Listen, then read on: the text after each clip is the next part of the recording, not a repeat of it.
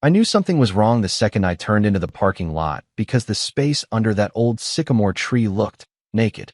That's the only word for it. Empty asphalt, one dark oil stain, a couple dead leaves blowing around like some sad little Western movie scene, and my truck, gone.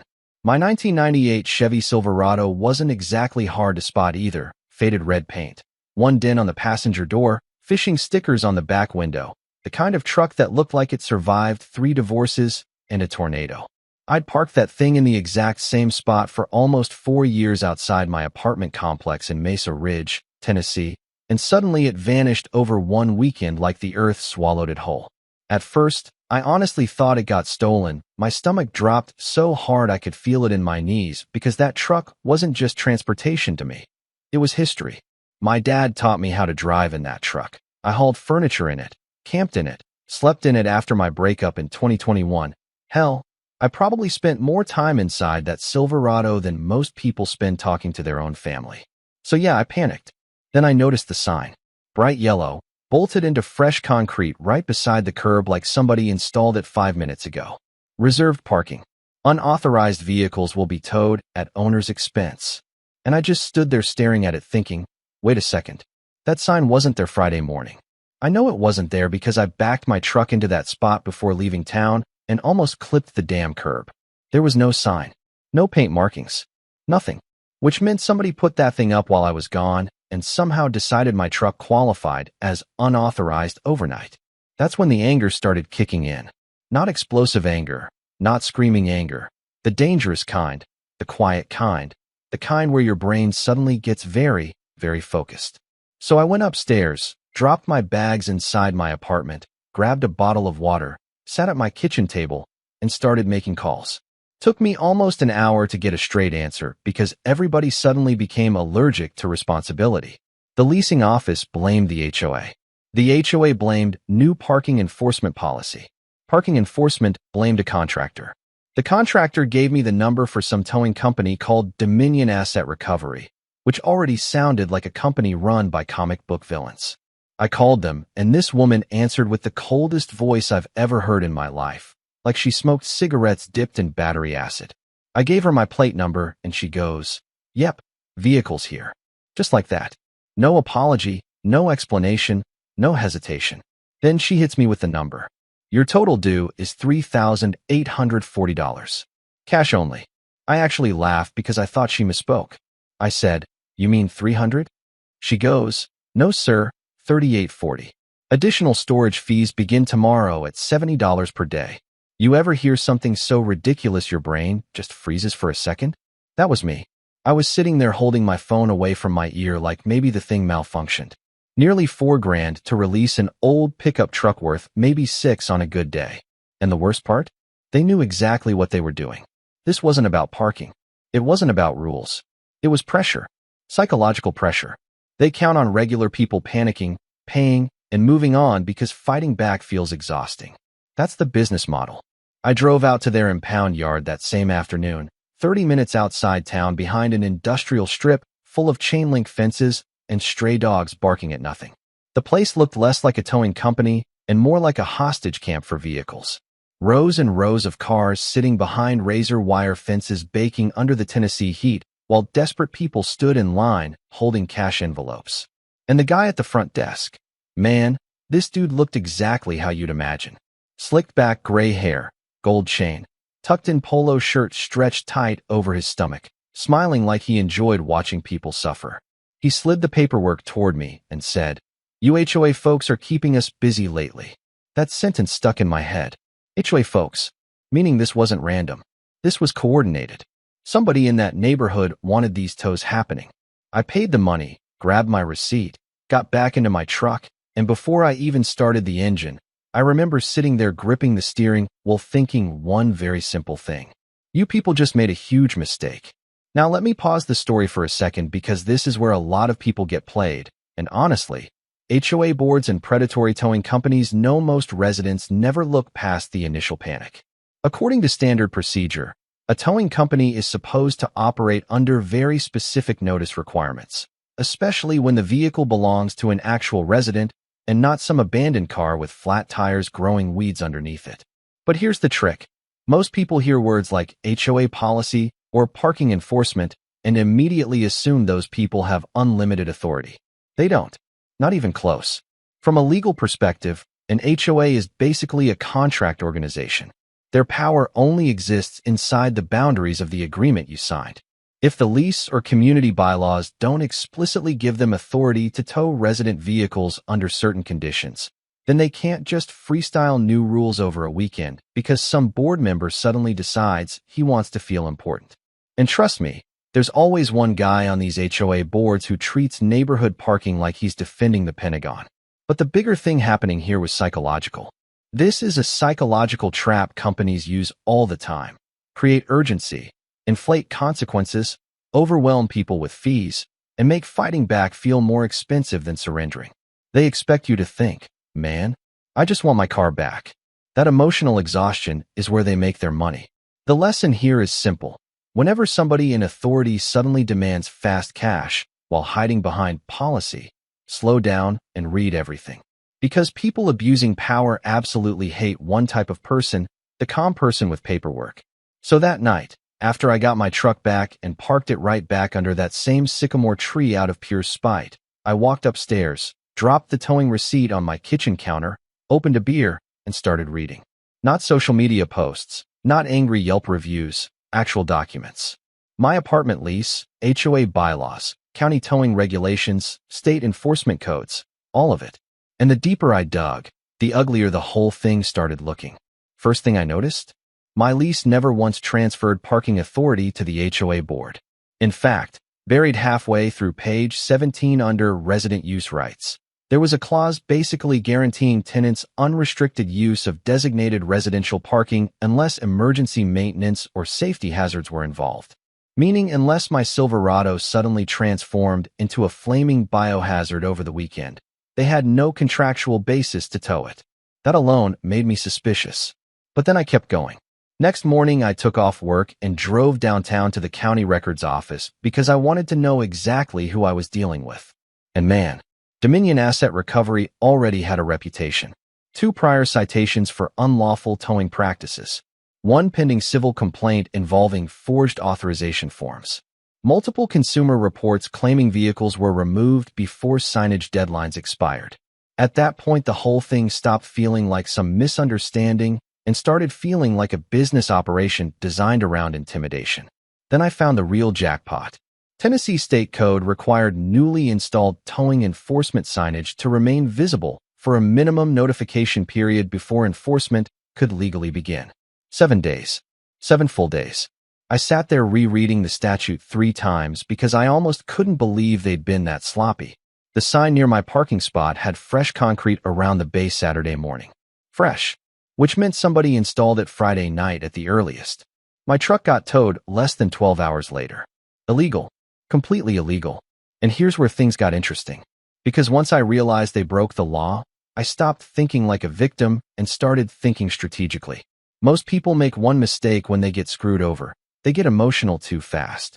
They yell, threaten lawsuits immediately, post Facebook rants nobody important reads. But pressure works best when applied slowly. Quietly. Like tightening a vice. So instead of storming into the leasing office acting crazy, I started building leverage. I photographed the sign. I time-stamped the concrete. I requested installation records from maintenance vendors. I printed state statutes. I copied every towing receipt and highlighted every fee. Then I filed complaints. 1 with the County Transportation Office. 1 with the State Consumer Protection Division. 1 with the Attorney General's fraud portal. And because I'm petty in a very organized way, I also emailed a local investigative news reporter who'd previously done stories about predatory towing in Nashville. By Tuesday evening, I had a folder nearly 2 inches thick sitting on my kitchen table.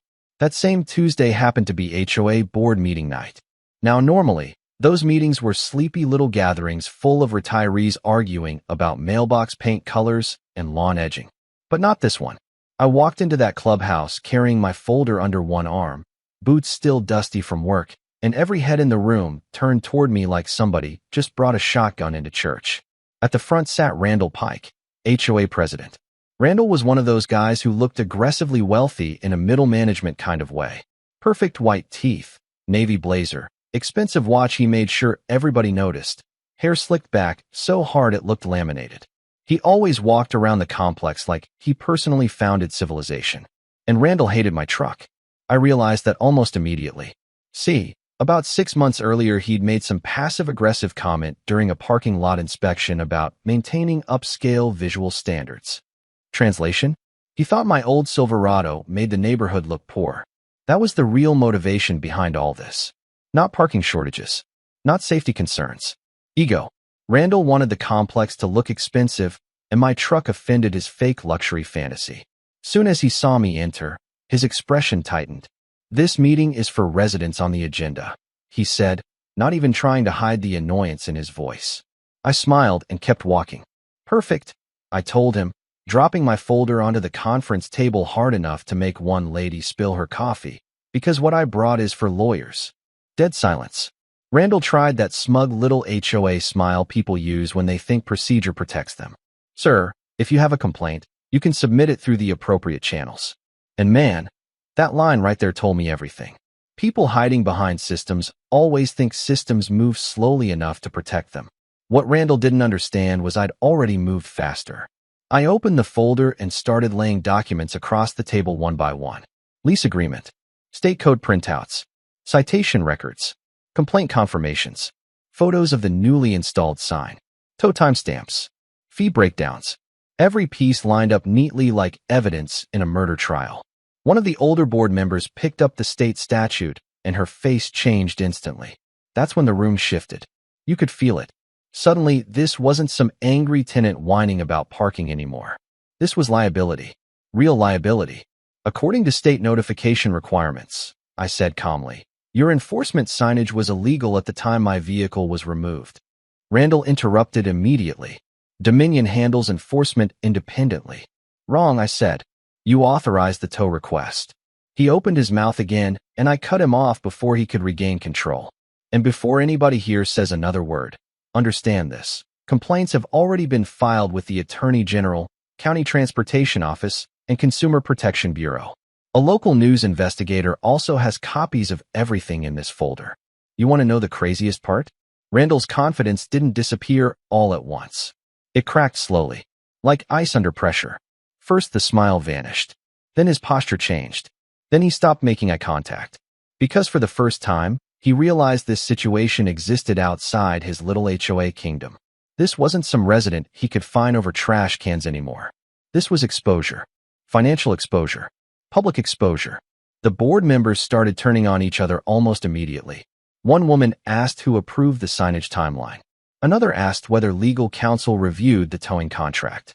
Somebody else muttered, "I thought Dominion said this was compliant." And Randall, beautiful, glorious Randall, started sweating through his collar while trying to talk about community standards. That's when I leaned forward and said the sentence that basically ended the meeting. "This isn't community standards," I told him quietly.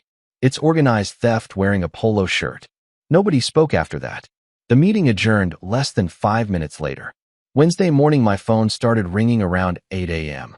First, it was the HOA's legal representative asking if we could resolve the misunderstanding privately. Then the property management company called saying they were reviewing procedural concerns. Then Dominion Asset Recovery called pretending they wanted to clarify fee structures. Funny how polite everybody becomes once paperwork enters the room. But I wasn't interested in apologies anymore. See, by then I understood something important. They didn't just tow my truck. They built a system counting on residents being too intimidated or exhausted to fight back. Which meant if I settled quietly for a refund, they'd just keep doing it to somebody else next month. So I pushed harder. I rejected the first settlement offer immediately. Full refund plus towing reimbursement? Nope. Second offer included reasonable damages. Still no. By Thursday afternoon, they finally asked what it would take to make the issue disappear. That was my favorite phone call. I remember standing on my balcony watching traffic while Randall's lawyer tried sounding calm over speakerphone. "Mr. Mercer," he said carefully, "what resolution are you seeking?" I already knew my answer.